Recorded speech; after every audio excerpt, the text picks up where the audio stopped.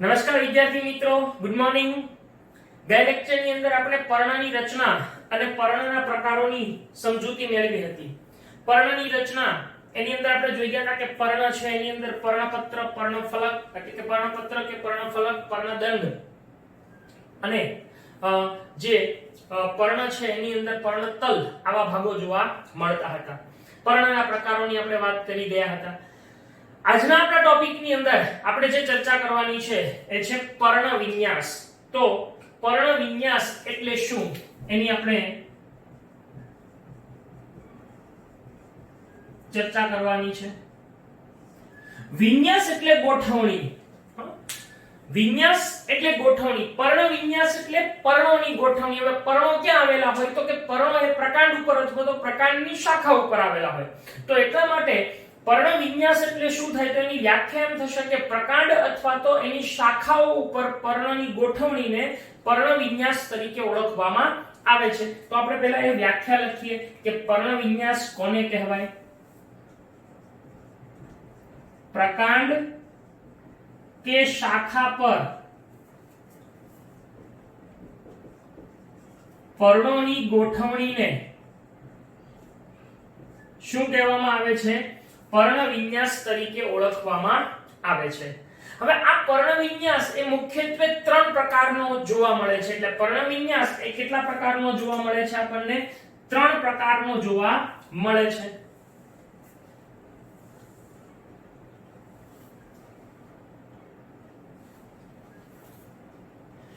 એક એકાંતરિક પર્ણ વિન્યાસ,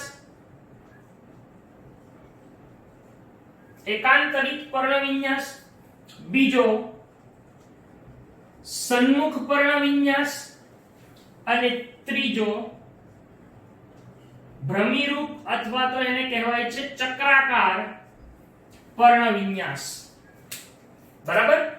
હવે એકાંતરિક પર્ણ વિન્યાસ એટલે શું, સન્મુખ અને ભ્રમિરૂપ કોને કહેવાય? તો પહેલા હું તમને આકૃતિ દોરું અને પછી તમને સમજાવું કે એકાંતરિક કોને કહેવાય। ધારો કે આ પ્રકાંડની કોઈ શાખા છે, આ પ્રકાંડ છે માની લો કે, બરાબર છે, આ એક કોઈ વનસ્પતિનું પ્રકાંડ છે। હવે અહીંયા એની ગાંઠ આવેલી છે, આ બધી ગાંઠ છે। તો અહીંયા આગળ જો તમે કેટલીક વનસ્પતિઓનું જ્યારે નિરીક્ષણ કરશો ત્યારે તમને ખબર પડશે કે અહીંયા આગળ ગાંઠમાંથી તમે જુઓ તો આવી રીતે એક પર્ણ આ સાઈડ ઉત્પન્ન થતું હોય, તો બીજી વખત આ રીતે અહીંયા પર્ણ ઉત્પન્ન થતું હોય, આમ પર્ણ ઉત્પન્ન થતું હોય। જુઓ, ખ્યાલ આવે છે? આ તો આ પ્રકારની જે પર્ણની ગોઠવણી છે એને કેવો પર્ણ વિન્યાસ કહેવાય છે? એકાંતરિક પર્ણ વિન્યાસ કહેવાય। તો એની અંદર શું છે, આપણે એની વ્યાખ્યા આપવી હોય તો શું આપી શકાય? તો કે જો કોઈ એક જ ગાંઠ ઉપરથી, કોઈ એક ગાંઠ ઉપરથી એકાંતરિત રીતે, એકાંતરિત વારાફરતી કોઈ એક જ ગાંઠ પરથી એકાંતરિત રીતે પાર્શ્વીય ભાગમાં પર્ણ ઉત્પન્નતું હોય અથવા તો એમ કહેવાય કે પર્ણ ઉત્પન્ન થતું હોય કે પર્ણ વિકસતું હોય, તો આવા પ્રકારની ગોઠવણીને શું કહેવાય છે? એકાંતરિત પર્ણ વિન્યાસ કહેવામાં આવે છે। હવે આપણી જનરલી શું હોય કે ભાઈ કોઈ વનસ્પતિ જોઈએ તો આપણે જસ્ટ એમને ખાલી જોવા ખાતર જોતા હોય, પરંતુ જ્યારે આપણે અભ્યાસકીય રીતે જોઈએ, હવે તમને એ ખ્યાલ આવશે કે તમે જ્યારે કોઈ વનસ્પતિને જોશો તો એના પર્ણોની ગોઠવણી છે એની ઉપર ખાસ નજર કરજો, તમને આવી બધી બાબતો છે એ જોવા મળશે કે આ પર્ણની આવી ગોઠવણી છે, એક ગાંઠ ઉપરથી એક જ પર્ણ ઉત્પન્ન થાય અને એ એકાંતરે જ જોવા મળે છે। તો આવા પ્રકારના પર્ણ વિન્યાસને શું કહેવાય છે? એકાંતરિત પર્ણ વિન્યાસ તરીકે ઓળખવામાં આવે છે। આવો એકાંતરિત પર્ણ વિન્યાસ કોની અંદર જોવા મળે છે? તો કે આવો પર્ણ વિન્યાસ છે એ ખાસ કરીને રાય, જાસૂદ અને સૂર્યમુખીની અંદર આપણને જોવા મળે, એટલે એની અંદર આવી પર્ણોની ગોઠવણી જોવા મળે છે। હવે સમ્મુખ પર્ણ વિન્યાસ છે ઈ કોને કહેવાય?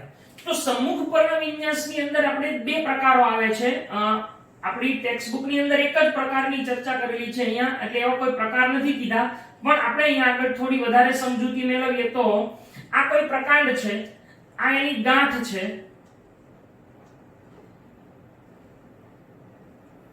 હવે અહીંયા એક જ ગાંઠ ઉપરથી આ રીતે બંને પર્ણો ઉદ્ભવતા હોય, એટલે કે એક જોડ પર્ણ ઉદ્ભવતા હોય, તમે જુઓ કેટલાક પર્ણો છે એ આવી રીતે ઉદ્ભવતા જોવા મળશે તમને, બરાબર? તો આવા પર્ણ વિન્યાસને સન્મુખ પર્ણ, એક્ચ્યુઅલી સન્મુખ એટલે ગુજરાતી શબ્દ છે, એનું ઇંગ્લિશ કરીએ ને તો એમ કે ઓપોઝિટ, એને અંગ્રેજીમાં ઓપોઝિટ કહેવાય, તો તમને ખ્યાલ આવશે, હામાહામી વિરુદ્ધ, અને આને અલ્ટરનેટ કહેવાય, એકાંતરે. હવે આ જે સન્મુખ છે એની અંદર આવા બે પ્રકારો હોય. હવે એ કયા બે પ્રકારો જુઓ. હવે એની અંદર કેવું હોય કે અહીંયા આગળ એક પર્ણની જોડ બીજા પર્ણની જોડને ઢાંકતી હોય, આચ્છાદન કરતી હોય, એટલે આવો જો પર્ણ વિન્યાસ હોય તો એને શું કહેવાય ખબર છે? સન્મુખ આચ્છાદિત પર્ણ વિન્યાસ. શું કહેવાય છે? સન્મુખ આચ્છાદિત પર્ણ વિન્યાસ કહેવાય છે. પણ કેટલીક વાર તમે જુઓ તો આ પ્રકાંડ આવી રીતે હોય, એની અંદર ગાંઠ છે એ અહીંયા આપણને જોવા મળે છે, ધારો કે આ રીતે. તો આની અંદર કેવું હોય કે અહીંયા આગળ જે પર્ણો છે એની જોડ માની લો કે આમ જોવા મળતી હોય આપણને, તો અહીંયા એક ગાંઠ ઉપરથી બે જ પર્ણો ઉત્પન્ન થાય, ઈ તો પાક્કું જ છે. પણ અહીંયા આગળ કેવું જોવા મળે? આવું જોવા મળે. જો આમ આ પર્ણો છે એની ઉપરની અને નીચેની જોડ ખરેખર એકબીજા સાથે આમ કાટખૂણે ગોઠવાયેલી હોય, આવી રીતે. ખ્યાલ આવે છે? આમ કાટખૂણે ગોઠવાયેલી હોય. હવે પાછી ઉપરની જે જોડ છે ઈ પાછી આ રીતે જોવા મળતી હોય. ખ્યાલ આવે છે? આમ. તો આ પ્રકારનો જે પર્ણ વિન્યાસ છે એને શું કહેવામાં આવે છે? સન્મુખ ચતુષ્ક. ચતુષ્ક બે એકબીજા સાથે આવી રીતે કાટખૂણે 90 ડિગ્રીએ ગોઠવાયેલા હોય છે, તો આને સન્મુખ ચતુષ્ક તરીકે ઓળખવામાં આવે છે. હવે આવું સન્મુખ ચતુષ્ક છે ઈ કોની અંદર જોવા મળે? તો કે આંકડાની અંદર. જ્યારે આ કોની અંદર જોવા મળે છે? જામફળ અને મધુમાલતી નામની વનસ્પતિમાં જોવા મળે છે.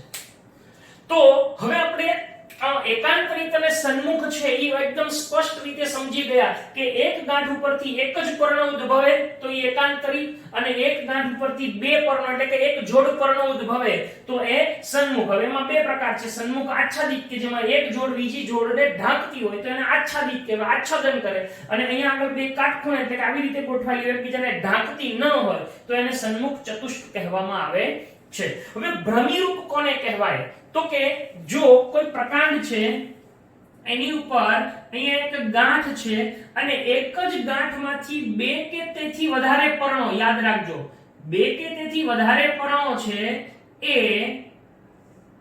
એક જ ગાંઠમાંથી ઉદ્ભવી અને આવી રીતે ચક્રીય રીતે ગોઠવાયેલા હોય. જો અહીંયા આગળ એટલા માટે એને ચક્રાકાર પણ કીધું છે. આમ ચક્રીય રીતે ગોઠવાયેલા હોય તો એને શું કહેવામાં આવે છે? એને ભ્રમિરૂપ તરીકે ઓળખવામાં. એટલે કે એક જ ગાંઠ ઉપરથી બે કે તેથી વધુ પર્ણો ઉદ્ભવતા હોય અને એ ચક્રાકાર સ્વરૂપે ગોઠવાયેલા હોય તો એવા પુષ્પ પર્ણ વિન્યાસને શું કહેવાય છે? ભ્રમિરૂપ પર્ણ વિન્યાસ કહેવામાં આવે છે. આવો ભ્રમિરૂપ પર્ણ વિન્યાસ આપણને કોની અંદર જોવા મળે છે? તો કે લાલ કરેણની અંદર અને સપ્તપર્ણી નામની વનસ્પતિના પર્ણ વિન્યાસ એ ભ્રમિરૂપ અથવા ચક્રાકાર હોય છે. એકાંતરિત કોની અંદર જોવા મળે છે? આપણે જોઈ ગયા ઉદાહરણ રાય, જાસૂદ અને સૂર્યમુખીમાં. બરાબર છે? તો આમ આ ત્રણ પ્રકારના પર્ણ વિન્યાસ છે એ આપણને જોવા મળે. હવે આપણે એની વ્યાખ્યા સ્વરૂપે જો લખવું હોય તો શું લખી શકશું? તો કે અહીંયા આગળ એમ લખશું કે જો એક જ ગાંઠ પરથી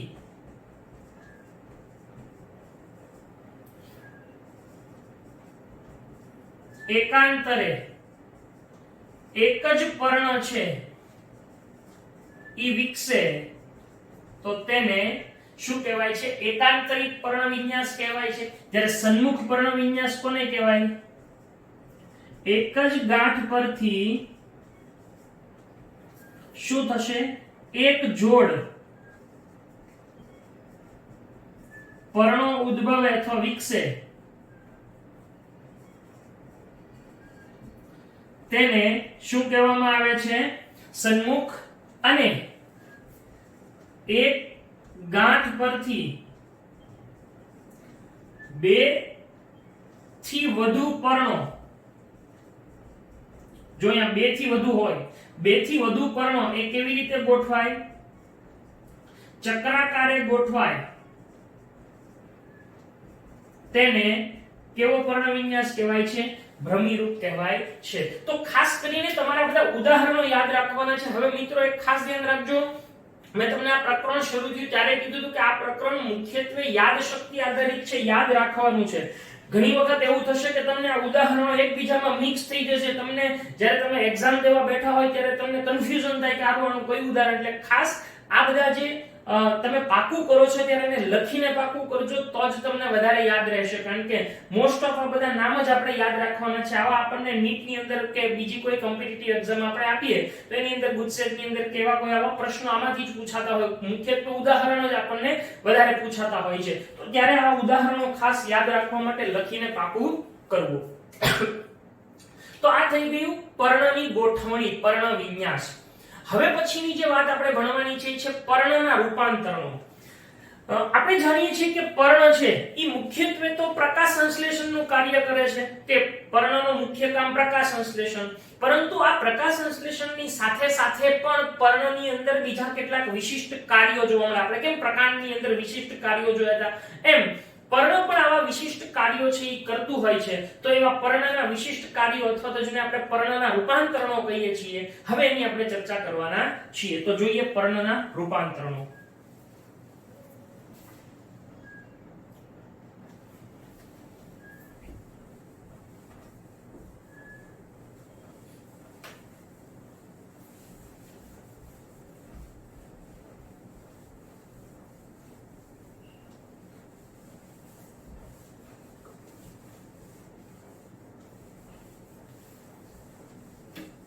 પર્ણના રૂપાંતરણો એટલે કે એના જુદા જુદા વિશિષ્ટ કાર્યો, એની આપણે ચર્ચા કરીએ.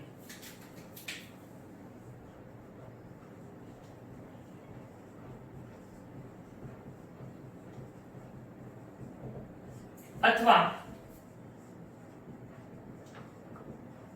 વિશિષ્ટ કાર્યો.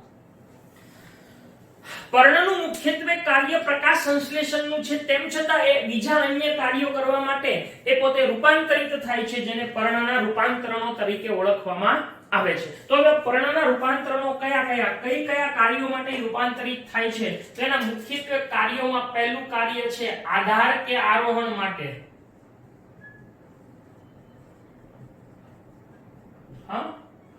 પહેલું ઈ કઈ ક્રિયા માટે રૂપાંતર કરે છે? આધાર કે આરોહણ માટે એ રૂપાંતરણ દર્શાવે છે. બીજું એ રક્ષણ માટે રૂપાંતરણ દર્શાવે છે. ત્રીજું એ ખોરાક સંગ્રહ માટે રૂપાંતરણ દર્શાવે છે. ચોથું એ પ્રકાશ સંશ્લેષણ માટે પણ રૂપાંતરણ દર્શાવે છે. તો તમને પ્રશ્ન થાય કે સાહેબ તમે હમણાં એમ કીધું કે પ્રકાશ સંશ્લેષણ ઈ પર્ણનું મુખ્ય કાર્ય છે, તો પછી રૂપાંતરણમાં શું કામ પ્રકાશ સંશ્લેષણ? તો એ આપણે અહીંયા ચર્ચા કરશું ત્યારે તમને ખ્યાલ આવશે કે શું કામ પ્રકાશ સંશ્લેષણ માટે પણ રૂપાંતરણ થાય છે. અને પાંચમું કાર્ય છે એ છે કીટ ભક્ષણ. તો આમ આવા જુદા જુદા કાર્યો માટે પર્ણ છે એ રૂપાંતરિત થતું જોવા મળે છે. હવે એમાં પહેલું છે આધાર કે આરોહણ માટે.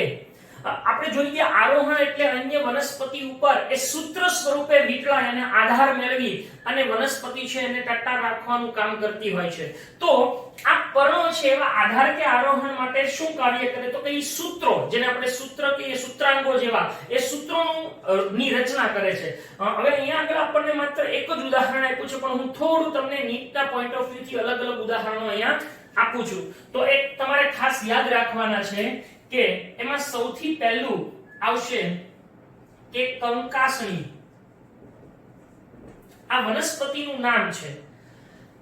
પહેલા તમને હું ઉદાહરણ લખું એટલે તમે એ ક્રમમાં યાદ રાખજો. કંકાસણી, પછી બીજું છે સ્માઇલેક્સ,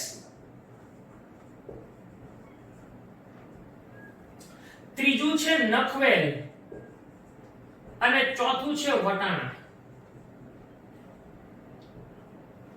બરાબર? અને યાદ રાખવું હોય તો મેં એક શોર્ટકટ રીત બનાવી. શું ખબર છે? કસ્માના નખમાં વટાણા ભરાઈ ગયા. શું?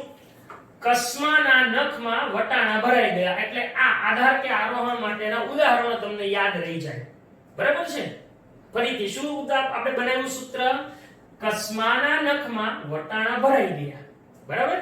હવે અહીંયા કંકાસની, સ્માઇલેક્સ, નખવેલ અને વટાણા છે. તો એની અંદરથી સૌથી પહેલું જે કંકાસની છે એની અંદર જે પર્ણાગ્ર હોય એ સૂત્રમય બને છે. બરાબર છે? સ્માઇલેક્સ છે એની અંદર ઉપપર્ણો છે એ સૂત્રમય બને છે. હવે તમને ખ્યાલ હોવો જોઈએ પર્ણાગ્ર એટલે પર્ણનો ટોચનો ભાગ આ. સ્માઇલેક્સ છે ને ઉપપર્ણો એટલે આમ જે પર્ણ ઉદ્ભવતું હોય એની કક્ષની અંદર આવા પર્ણો ઉદ્ભવે એને ઉપપર્ણો કહેવાય. તો આ બધું તમને યાદ પાછું હોવું જોઈએ આની પહેલાના લેક્ચરોનું. બરાબર છે? તો પર્ણાગ્ર, ઉપપર્ણો, નખવેલ હોય એની અંદર જે ટોચની 3 પર્ણિકાઓ હોય. પર્ણિકા એટલે ખબર પડે ને શું? પર્ણ હોય જ્યારે આપણે સંયુક્ત પર્ણ હોય એમાં પર્ણિકાઓ જોવા મળે. ટોચની 3 પર્ણિકાઓ હોય ઈ અંકુશ કે નહોરની અંદર રૂપાંતરિત થાય. એટલે આમ રીતે પર્ણ હોય ને, આ પર્ણ હોય પછી એની આ જે આગળની 3 પર્ણિકાઓ હોય એ આવી રીતે અંકુશ અથવા નહોરની અંદર એ રૂપાંતરિત થાય છે, જે નખવેલ.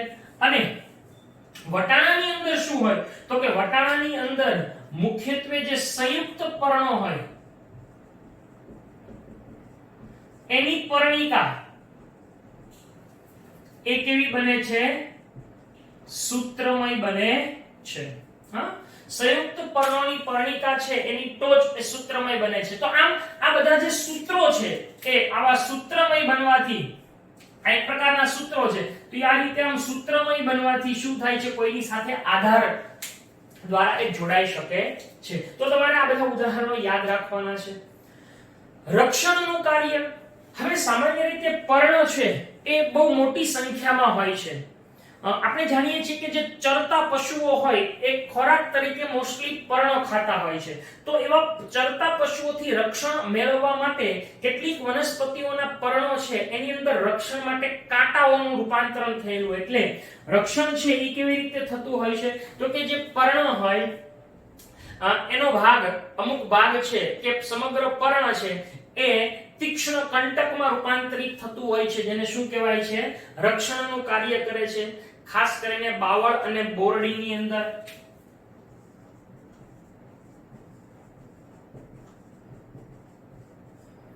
બાવળ અને બોરડીની અંદર ઉપપર્ણો છે એ કંટકમય બને છે. જો આ યાદ રાખવાનું છે, ઉપપર્ણો કંટકમય બને. બીજું, રામબાણ નામની વનસ્પતિ છે એમાં પર્ણાગ્ર છે એ શું બને છે? કંટકમય બને છે. જ્યારે ફાફડા થોરની અંદર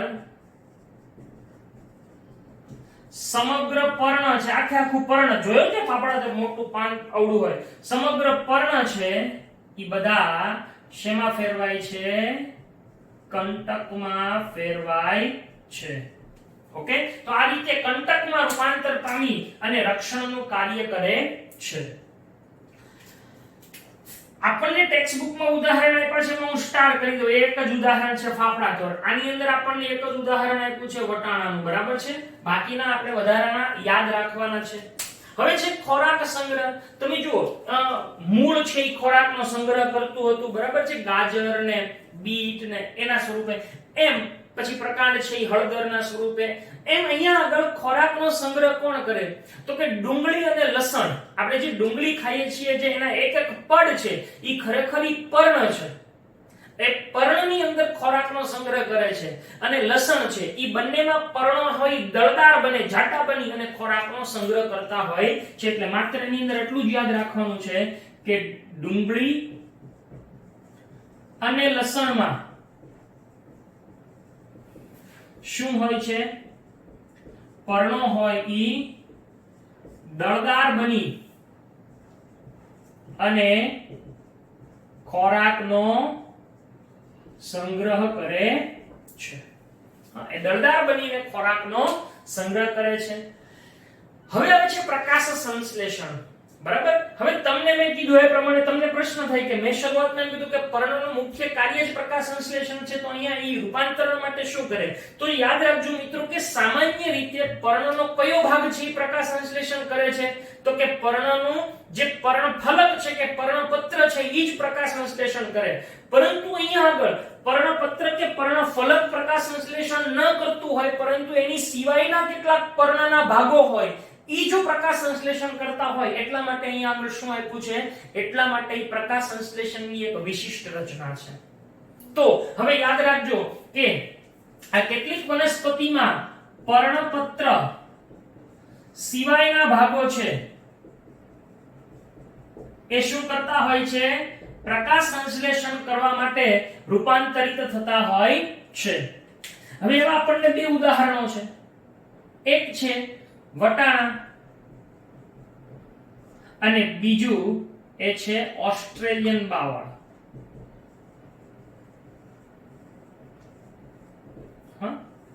હવે તમને પાછું ફરીથી કહી દઉં કે આપણને બુકની અંદર માત્ર ઓસ્ટ્રેલિયન બાવળ જ ઉદાહરણ આપ્યું છે, વટાણા નથી આપ્યું. એ તમારે યાદ રાખવાનું છે. વટાણાની અંદર જે પર્ણપત્ર હોય એના બદલે જે ઉપપર્ણો હોય, સાઈડમાંથી વિકસતા ઉપપર્ણો હોય, એ ઉપપર્ણો એ મોટા બનીને પ્રકાશ સંશ્લેષણનું કાર્ય કરતા હોય છે. અને આવા ઉપપર્ણોને પર્ણ સદસ્ય ઉપપર્ણો કહેવાય. પર્ણ સદસ્ય એટલે પર્ણ જેવું કામ કરતા ઉપપર્ણો તરીકે એને ઓળખવામાં આવે છે. તો વટાણાની અંદર શું જોવા મળે છે? ઉપપર્ણો છે એ મોટા બની અને પ્રકાશ સંશ્લેષણનું કાર્ય કરે છે. તેને શું કહેવામાં આવે છે? પર્ણ સદસ્ય ઉપપર્ણો કહેવામાં આવે છે. બરાબર છે? એને પર્ણ સદસ્ય ઉપપર્ણો કહે છે. ઓસ્ટ્રેલિયન બાવળ. ઓસ્ટ્રેલિયન બાવળ છે એની અંદર મુખ્યત્વે જે પર્ણદંડ હોય, પર્ણદંડ કયો? આપણે જાણીએ છીએ કે આ પર્ણ હોય તો એનો આ ભાગ છે, આ પર્ણ છે, આ ભાગ છે, તો એનો આ ભાગને આપણે પર્ણદંડ કહીએ. હવે ઈ પર્ણદંડ છે ઈ જાડો બને. યાદ રાખજો, કોની અંદર? ઓસ્ટ્રેલિયન બાવળની અંદર પર્ણદંડ છે ઈ જાડો બને છે, ચપટો બને છે, માંસલ બને છે અને ઈ પ્રકાશ સંશ્લેષણનું કાર્ય કરે છે. આવા પર્ણદંડને શું કહેવામાં આવે છે? દાંડીપત્ર કહેવાય છે. આવા પર્ણને શું કહેવાય છે? દાંડીપત્ર તરીકે ઓળખવામાં આવે છે. તો ઓસ્ટ્રેલિયન બાવળની અંદર શું થાય છે? તો કે પર્ણદંડ છે એ જાડો, માંસલ અને ચપટો બની અને પ્રકાશ સંશ્લેષણનું કાર્ય કરે છે. તેને શું કહેવાય છે? દાંડીપત્ર તરીકે ઓળખવામાં આવે છે. બરાબર. હવે કીટભક્ષણ. બહુ નવાઈ લાગે આપણને મિત્રો કે વનસ્પતિ પોતે પોતાનો ખોરાક પ્રકાશ સંશ્લેષણથી બનાવતી હોય, પણ કેટલીક વનસ્પતિ કીટકોને ખાઈ જાય, કીટકોનો ખોરાક તરીકે ઉપયોગ કરે છે. આવી વનસ્પતિઓને કીટભક્ષી વનસ્પતિઓ કહેવામાં આવે છે. હવે એની કીટભક્ષી વનસ્પતિઓ કઈ કઈ? તો અહીંયા ઉદાહરણો યાદ રાખવાના છે. કળશપર્ણ અને મક્ષીપાસ. બરાબર છે? કળશપર્ણ અને મક્ષીપાસ.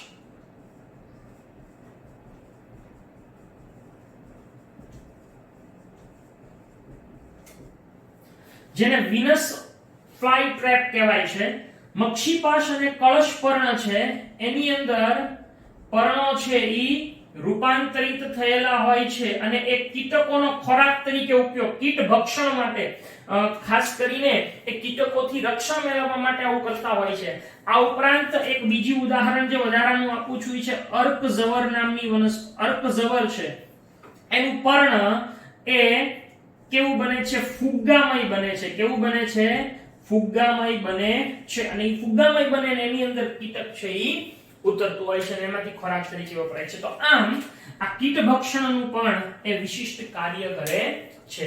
તો આ રીતે પર્ણના આવા રૂપાંતરણો વિશિષ્ટ કાર્યો મુખ્યત્વે આધાર કે આરોહણનું કાર્ય, રક્ષણનું કાર્ય, ખોરાક સંગ્રહ, પ્રકાશ સંશ્લેષણ અને કીટભક્ષણનું કાર્ય કરે છે.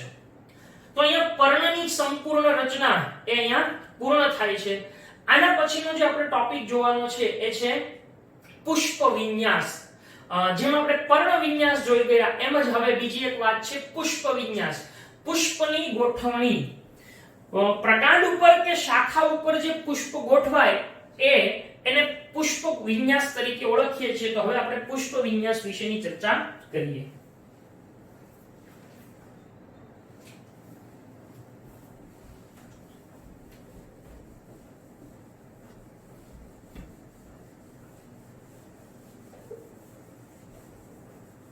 પુષ્પની ગોઠવણી.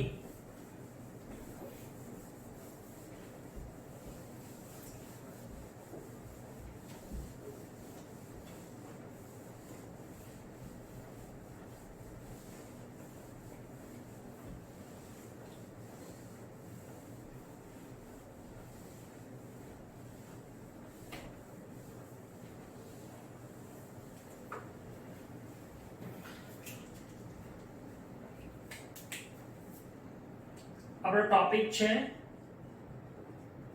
પુષ્પ વિન્યાસ. બરાબર? પુષ્પની ગોઠવણી એને પુષ્પ વિન્યાસ તરીકે ઓળખવામાં આવે છે. આપણે જાણીએ છીએ કે પુષ્પ એ ખરેખર તો એક રૂપાંતરિત પ્રરોહ છે. પ્રરોહ એટલે શું છે આપણે શરૂઆતની અંદર ભણી ગયા છીએ. તો પુષ્પ એ રૂપાંતરિત પ્રરોહ છે. ખરેખર કેટલીક વાર જે પ્રરોહ છે એના અગ્રીય વર્ધનશીલ પેશી હોય, એટલે કે પ્રકાંડની જે અગ્રીય વર્ધનશીલ પેશી હોય એ પુષ્પીય વર્ધનશીલ પેશી છે એની અંદર રૂપાંતરિત થાય ત્યારે પુષ્પનો ઉદ્ભવ થાય છે. ત્યારે જે આંતરગાંઠ હોય એ ટૂંકી બને છે અને આંતરગાંઠ ટૂંકી બનવાથી એ સંકોચિત થઈ જાય છે અને એ સંકોચિત જે પ્રકાંડ બને છે, હવે એ સંકોચિત પ્રકાંડની અંદર જે પાર્શ્વીય શાખાઓ છે એની અંદર મુખ્યત્વે પ્રકાંડની શાખાઓને બદલે પુષ્પનું નિર્માણ થાય છે, એટલે કે પુષ્પીય બહિરુદ્ધ ભેદ છે એ જોવા મળે છે. આવા પુષ્પીય બહિરુદ્ધ ભેદ એટલે કે પુષ્પો છે એની ગોઠવણી એને આધારે મુખ્યત્વે બે પ્રકારમાં વહેંચવામાં આવ્યા છે. પુષ્પ વિન્યાસના મુખ્ય બે પ્રકારો છે. પુષ્પ વિન્યાસનો પહેલો પ્રકાર છે અપરિમિત પુષ્પ વિન્યાસ અને બીજો પ્રકાર છે એ પરિમિત પુષ્પ વિન્યાસ. તો આપણે અપરિમિત અને પરિમિત એમ બંને પુષ્પ વિન્યાસને જોઈએ. પુષ્પ વિન્યાસ એના મુખ્ય બે પ્રકારો છે. એક અપરિમિત પુષ્પ વિન્યાસ અને એક પરિમિત પુષ્પ વિન્યાસ. હવે આ બંને વચ્ચેનો ભેદ શું છે? તો કે અપરિમિત પુષ્પ વિન્યાસ છે એની અંદર જે પ્રકાંડ હોય એની જે ટોચ છે એ સતત વિકસતી જ રહે. બરાબર છે? અને એના જે પાર્શ્વીય ભાગો હોય એટલે અહીંયા આગળ કેવું થાય, આ પ્રકાંડ છે એની ટોચ છે એ સતત ઉપર વિકસતી જ રહેશે. આ ઉપર આમ વિકસતી જ રહેશે અને અહીંયા આગળ પાર્શ્વીય ભાગોની અંદર શું જોવા મળશે? તો કે પાર્શ્વીય ભાગોની અંદર એકાંતરિત રીતે આવા આપણને પુષ્પો છે એ ખીલેલા જોવા મળશે. તો આ પ્રકારની જે ગોઠવણી છે, આ પ્રકારના જે પુષ્પોની ગોઠવણી છે એને શું કહેવામાં આવે છે? તો કે એને અપરિમિત પુષ્પ વિન્યાસ તરીકે ઓળખવામાં આવે છે. એટલે કે ટોચનો ભાગ છે એ આગળ વધતો જ રહે. બરાબર છે? એક્ચ્યુઅલી ખરેખર આ એક મેં શાખા દોરી છે. ખરેખર તો તમને કહું તો આવું હોય. જો આ પુષ્પની આ શાખા છે, પછી માની લો કે આમ શાખા કે આમ શાખા આમ ગઈ તો અહીંયા આગળ પુષ્પ છે આવી જ રીતે હોય. અહીંયા જોવા મળે આમ. અહીંયા ટોચ ઉપર નો ઉગે. ખ્યાલ આવે છે? આમ જો આ તો મેં એક જ શાખા દોરી આવડી એમથી, પણ વાસ્તવિક રીતે જુઓ તો એનો મતલબ આવો થાય. જો આ રીતે ખ્યાલ આવે છે? બરાબર? આ રીતે અહીંયા આગળ પુષ્પો ઉદ્ભવતા હોય. ટૂંકમાં એની જે ટોચ હોય એ સતત વિકસતી રહે અને પાર્શ્વીય ભાગે શું થતા હોય? પુષ્પો છે એ ઉદ્ભવતા હોય છે. એટલે એને અપરિમિત કહેવાય. એની પરિમિત એટલે કોઈ સીમિત ન હોય, એ અનિયંત્રિત રીતે એ વિકસતું રહે છે. જ્યારે પરિમિતની અંદર શું હોય તો કે જે અક્ષની ટોચ હોય, આ અક્ષની ટોચ જેને કહીએ આપણે, બરાબર, એ અક્ષની ટોચ જ છે એ મુખ્ય પુષ્પમાં રૂપાંતરિત થઈ જાય, એટલે અહીંયા જ પુષ્પ ઉગી જાય, એટલે આ ટોચનો વિકાસ થાય નહીં. બરાબર. હવે માની લો કે અહીંથી એની જે શાખા ઉદ્ભવી, તો શાખામાં અહીંયા પણ શું થઈ જશે તો કે શાખાની અંદર અહીંયા ટોચના ભાગમાં આવા પુષ્પો ઉદ્ભવે છે. જો આ રીતે આ પુષ્પો ઉદ્ભવી જાય. પછી એની નીચે પુષ્પો ઉદ્ભવે. જો અહીંયા છે એને તલાભિસારી ક્રમમાં પુષ્પો ઉદ્ભવે એમ કહીએ આપણે. બરાબર. તલાભિસારી પ્રકારે પુષ્પો ઉદ્ભવે. તો આવો પુષ્પ વિન્યાસને શું કહેવામાં આવે છે? પરિમિત પુષ્પ વિન્યાસ કહે છે. વારંવાર આ પ્રશ્ન પૂછાય છે. આ આકૃતિ આપી હોય અને એવો પ્રશ્ન પૂછાય કે આપેલો પુષ્પ વિન્યાસ છે એ કયા પ્રકારનો છે, તો એ પરિમિત છે કે જેની અંદર ટોચ છે એ જ શેમાં રૂપાંતરિત થઈ જાય છે? પુષ્પમાં. જ્યારે અહીંયા આગળ ટોચ છે એ પુષ્પમાં રૂપાંતરિત નથી. જો ફરીથી કહું છું, મેં એક શાખા દોરી છે એટલે આ ભાગ જો આ ટોચ છે એ પુષ્પમાં રૂપાંતરિત નથી થતી, સાઈડમાંથી પુષ્પો ઉદ્ભવે છે. ખ્યાલ આવે છે? આ શાખા છે એકદમ સીધી જાય, આ પણ અહીંથી આમ વિકાસ સતત પામતી જશે. તો આમ પરિમિત પુષ્પ વિન્યાસ અને અપરિમિત પુષ્પ વિન્યાસ એ આ પ્રકારના જોવા મળે છે. તો પરિમિત પુષ્પ વિન્યાસ કોને કહેવાય? કે જેની અંદર મુખ્ય અક્ષ છે એટલે કે આ ભાગ પ્રકાંડનો મુખ્ય અક્ષ છે એ સતત વિકાસ પામે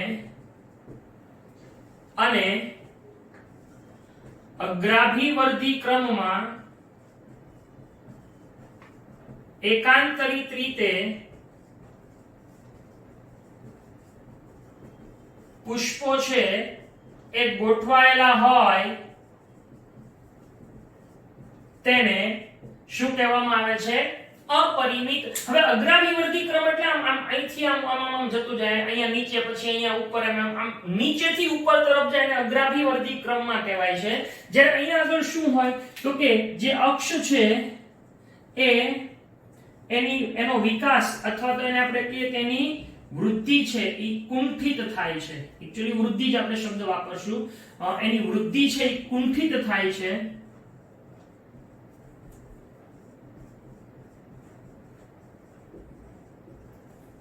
અને અક્ષની ટોચ ઉપર શું ઉદ્ભવે છે?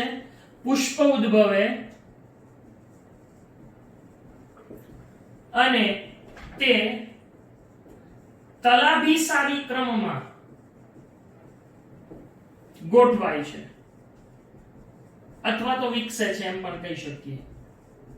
તલાભિસારી એટલે નીચે, પહેલા આ વિકસે પછી નીચે, તલાભિસારી આમ નીચે, જ્યારે આલામાં આમ ઉપર, એટલે ઈ અગ્રાભિવર્ધી ક્રમને આ તલાભિસારી ક્રમની અંદર ગોઠવાય છે કે વિકસે છે. હવે સામાન્ય રીતે આના ઘણા બધા ઉદાહરણો છે. તમને કહું કે અપરિમિત પુષ્પ વિન્યાસ છે ને એના પેટા કેટલા બધા 6 પ્રકારો છે. બરાબર છે? સૂકી ને નીલંબ સૂકી ને એવા ઘણા બધા પ્રકારો છે, છત્રક ને સ્તબક ને. પણ એ આપણે જોવાના નથી કારણ કે આપણને અહીંયા બુકમાં નથી આપ્યા અને એના ઉદાહરણો પણ નથી આપ્યા. પણ તેમ છતાં હું અહીંયા તમને કેટલાક ઉદાહરણો છે એના લખી દઉં છું કે જેથી આપણે એ યાદ રાખીએ અને આપણને માર્ક્સ મળી શકે. રાઈટ, બરાબર છે? ગલતોરો, અંઘેરી, અળવી, કેળ, શેતુર, બિલાડગુચ્છ. જો આ બધા વનસ્પતિઓના નામ છે, બરાબર છે? એની અંદર આવા પ્રકારે પુષ્પ છે એની ગોઠવણી જોવા મળે છે. બિલાડગુચ્છ, ત્યાર પછી આવે છે ડુંગળી, વરિયાળી, સૂર્યમુખી. બરાબર છે? તો આવી રીતે વનસ્પતિઓની અંદર અપરિમિત પુષ્પ વિન્યાસ આપણને જોવા મળે છે. જ્યારે પરિમિત પુષ્પ વિન્યાસ છે એ કોની અંદર જોવા મળે તો કે જાસૂદની અંદર જોવા મળે, આંકડામાં જોવા મળે, પછી હેમેલિયામાં જોવા મળે, પછી એક બીજી વનસ્પતિ છે હાથી સૂંઢી, એની અંદર જોવા મળે, પારિજાતકમાં જોવા મળે, જુઈની અંદર જોવા મળે, બરાબર છે. તો આવી જુદી જુદી વનસ્પતિઓની અંદર પરિમિત પુષ્પ વિન્યાસ છે એ આપણને જોવા મળે છે. તો આ રીતે અહીંયા પુષ્પ વિન્યાસ છે એની આપણે અહીંયા પૂર્ણ કરીએ છીએ. આવતા લેક્ચરની અંદર આપણે આગળ પુષ્પ છે એની ચર્ચા કરવાના છીએ. તો આજના લેક્ચરમાં અહીંયા સુધી રાખીએ છીએ. Thank you.